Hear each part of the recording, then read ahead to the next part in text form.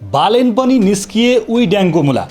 मैले यो किन भनिरहेको छु भने बालेन शाह यसपटकको लडाईँमा निकै पराजित भएका छन्, जसले गर्दा आफूलाई राष्ट्रवादी महानायक ठान्ने म बाहेक अरू कोही छैन भन्ठान्ने बालेनको नियतिमाथि समेत प्रश्न उठेको छ। बालेनले स्थानीय सरकार सञ्चालन ऐनमा नभएको अधिकार प्रयोग गरी प्रमुख प्रशासकीय अधिकृत सरोज गुरागाईलाई हटाएका थिए। त्यति मात्र कहाँ हो र, नक्सा स्वीकृत गर्दा अनियमितता भएको भन्दै छानबिन समिति बनाए, तर छानबिन समितिको प्रतिवेदन नै लुकाएका थिए।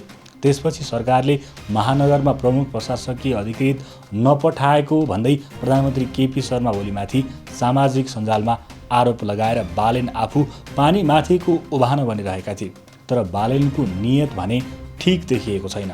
स्थानीय ऐनमा नभएको कानुन प्रयोग गर्न बालेन कुनै महाराजा होइनन्, बालेन केवल मेयर मात्र हुन्। अनि सरकारले सरोज गुरागाईले नै महानगरमा काम गर्न दिने भनेको छ। गुरागाई पटक पटक महानगर गएर काम गर्न चाहे पनि बालेनले भने कार्यकक्षमै ताला लगाइदिएका छन्। गुरागाईले आफूलाई काम गर्न नदिएको भन्दै सिंहदरबारमा गुनासो गरेका छन्। अब अन्तिममा आएर बालेनले उनलाई काम गर्न दिनै पर्ने अवस्था आएको छ, किनकि यहाँ बालेनको त्रुटि देखिन्छ। उनलाई काम गर्न नदिए बालेनलाई सुख नमिल्ने देखिएको छ। बालेन यस्ता व्यक्ति हुन् जसले जनताको भावनामाथि खेल्न निकै जानेका छन्। अहिले जनता राजनीतिक दलप्रति आक्रोशित बनेका छन्, त्यसको फाइदा बालेनले लिएका छन्। तपाईलाई बालेनले चुनाव अघि भनेको कुरा थाहा छ?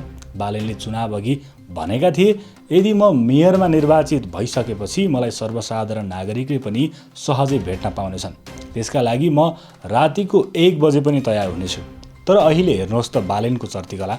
बालेनलाई सर्वसाधारणले भेट्न पाउनु त परको कुरा, महानगरका कर्मचारीले पनि बालेनलाई भेट्न निकै पावर लगाउनुपर्छ। अनि अर्को कुरा, तपाईहरूले कतिको ख्याल गर्नुभएको छ? चुनाव अघि रात दिन मिडियामा गएर अन्तर्वार्ता दिएका बालेनले चुनावपछि एउटा मिडियाको सामना पनि गरेका छैनन्, किनकि यदि अन्तर्वार्ता दिएपछि आफ्नो पोल खुल्ने डरले बालेन मिडियादेखि भाग्छन्। आखिर जनताको प्रश्नदेखि भाग्ने बालेन एक सच्चा जनप्रतिनिधि कसरी हुन सक्छन्? त्यसकारण बालेन पनि उही ड्याङका मुला हुन्। तपाईलाई के लाग्छ? आफ्नो प्रतिक्रिया कमेन्ट गर्नुहोला।